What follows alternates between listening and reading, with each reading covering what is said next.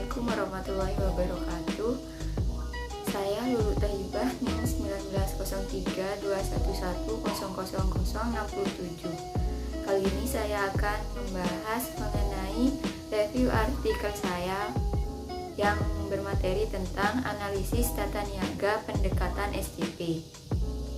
Untuk jurnal yang pertama yaitu mengenai analisis struktur, perilaku, dan kinerja pasar cabai di Desa Banyugede, Kecamatan Kintamani, Kabupaten Bangli.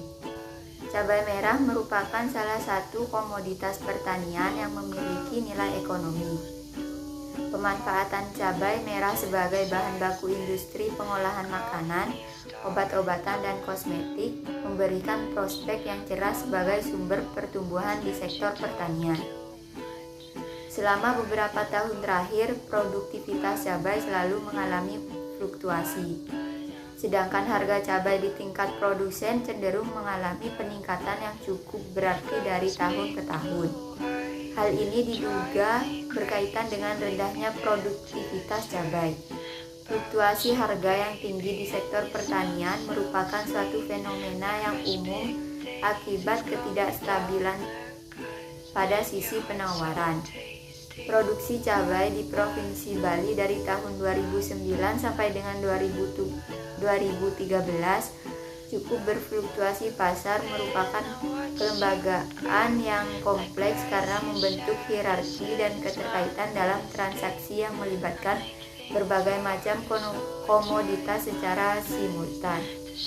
Pemasaran menjadi hal yang penting dalam menjalankan kegiatan usaha tani. Pemasaran akan berjalan baik dan efisien apabila informasi tentang produk dapat diketahui oleh semua pihak, baik informasi jenis komoditas, mutu, harga pasar, dan ketersediaan. Selanjutnya, struktur pasar merupakan karakteristik yang terdapat pada pasar dengan melihat dari segi bagaimana saluran pemasaran, jumlah lembaga pemasaran, diferensiasi produk, hambatan keluar masuk pasar, dan hubungan atau koordinasi vertikal. Pemasaran cabai pada petani cabai di Desa Banyugede terdapat 3 jenis saluran pemasaran. Yang pertama yaitu saluran pemasaran terdiri dari petani, pedagang pengepul, pedagang pengecer, dan konsumen. Untuk saluran yang kedua yaitu terdiri dari petani, pedagang pengepul atau antar kota, pedagang pengecer di kota, dan konsumen. Untuk saluran yang ketiga yaitu saluran pemasaran terdiri dari petani, pedagang pengepul atau antar pulau, supplier, dan hotel. Untuk lembaga-lembaga yang terlibat adalah pedagang pengepul, pedagang antar kota, pedagang antar pulau, dan pedagang pengecer. Lembaga tersebut terdiri dari 1 orang. Pedagang pengepul juga sekaligus berperan sebagai pedagang antar kota dan antar pulau, serta 2 orang pedagang pengecer. Hambatan keluar masuk pasar terdiri dari keuntungan biaya mutlak berupa permodalan, karakteristik produk yang mudah rusak, mengalami beberapa hambatan seperti pendistribusian dan terbatasnya persediaan cabai, serta persaingan yang dialami antar pedagang. Kerjasama yang dilakukan hanya terdiri antara petani dengan pedagang pengepul karena ada keterkaitan. Kesepakatan antara keduanya menyebabkan adanya keterkaitan pada petani cabai dengan pedagang pengepul.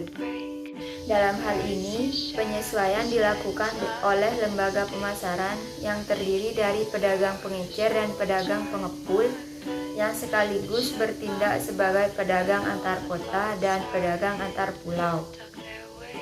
Pada struktur pasar monopsoni karena hanya terdapat 1 orang pembeli, yaitu pedagang pengepul dari banyak penjual, yaitu petani. Pada masing-masing saluran pemasaran cabai, dalam penelitian tersebut, baik saluran pemasaran 1, 2, maupun saluran pemasaran 3, menunjukkan bahwa pemasaran cabai sudah efisien, sebab biaya yang dikeluarkan untuk memasarkan cabai lebih rendah dari nilai produk yang dipasarkan, dan margin pemasaran di setiap saluran tidak terlalu besar perbedaannya. Untuk jurnal yang kedua yaitu tentang analisis struktur, perilaku, dan kinerja pemasaran kentang di Desa Lembang, Kecamatan Tumbulupau, Kabupaten Goa. Harga kentang yang diterima petani masih berfluktuasi dan bervariasi. Hal ini diakibatkan salah satunya oleh masih terbatasnya pendistribusian kentang yang dilakukan oleh petani di Desa Lembang kepada lembaga pemasaran, melainkan umumnya dilakukan secara langsung kepada pihak pedagang pengumpul.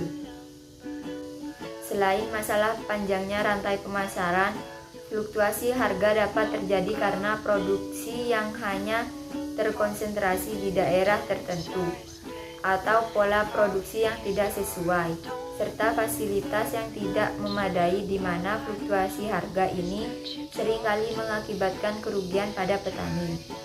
Selanjutnya yaitu petani kentang di Pangalengan, Jawa Barat adalah petani yang masih tergantung pada keberadaan bandar sebagai lembaga pemasaran untuk menampung hasil panen mereka.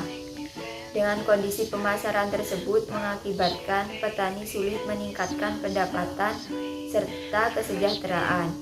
Posisi tawar petani lemah dan menentukan harga di pasar, serta sebagian pelaku saja yang mendapatkan margin pemasaran yang lebih tinggi.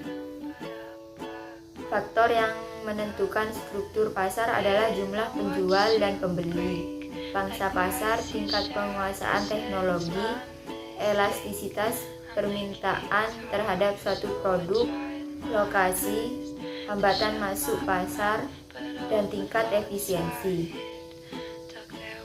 Dua tipe struktur pasar utama adalah persaingan sempurna dan pasar persaingan tidak sempurna.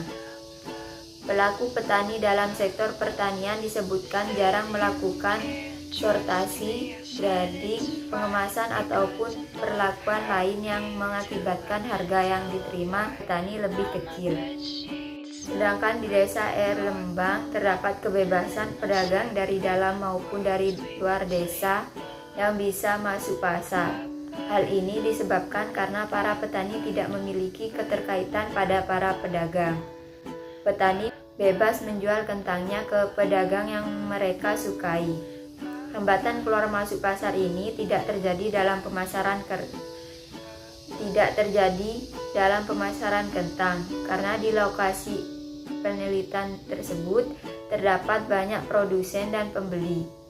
Barang yang diperjualbelikan bersifat homogen atau sejenis. Produsen atau penjual bersifat mengambil harga atau price taker. Posisi tawar pedagang atau konsumen sangat kuat, sensitif terhadap perebutan harga. Di Desa Lembang, Kecamatan Tumbulupau, Kabupaten Goa, panjang pendeknya saluran pemasaran tidak berpengaruh pada harga yang akan diterima oleh petani sebagai produsen. Dari hasil penelitian diketahui ada 3 jenis saluran pemasaran kentang, mulai dari produsen sampai ke konsumen. Lembaga pemasaran yang terlibat pada saluran pemasaran 1 tidak ada, karena pada saluran ini petani kentang langsung menjual kentangnya kepada konsumen. Kemudian pada saluran kedua terdapat 27 orang pedagang pengumpul yang terlibat dalam melakukan pemasaran kentang di lokasi penelitian. Pada saluran pemasaran ketiga terdapat 3 orang pedagang pengumpul yang bertempat di desa tempat penelitian. 2 orang pedagang besar bertempat di Kabupaten Nrekang dan 5 orang pedagang pengecer masing-masing 2 orang di Kendari, 2 orang di Kalimantan, dan 1 orang di Papua. Pada saluran pemasaran yang kedua, yaitu petani kentang menjual ke pedagang pengumpul, kemudian pedagang pengumpul menjual kepada konsumen. Dari hasil review dua jurnal tersebut dapat diketahui bahwa diperlukan penerapan kelembagaan yang baik dengan cara menghidupkan kembali gabungan kelompok tani untuk peningkatan margin maupun profit. Yang kedua, informasi pasar harus transparan diketahui oleh pelaku pasar demi berjalannya mekanisme pasar yang lebih baik. Yang ketiga, pemerintah memberikan jaminan pasar terhadap harga komoditi agar petani dapat memiliki bargaining position atau posisi tawar terhadap lembaga pemasaran lainnya. Baik, sekian dari saya, kurang lebihnya mohon maaf. Wassalamualaikum warahmatullahi wabarakatuh.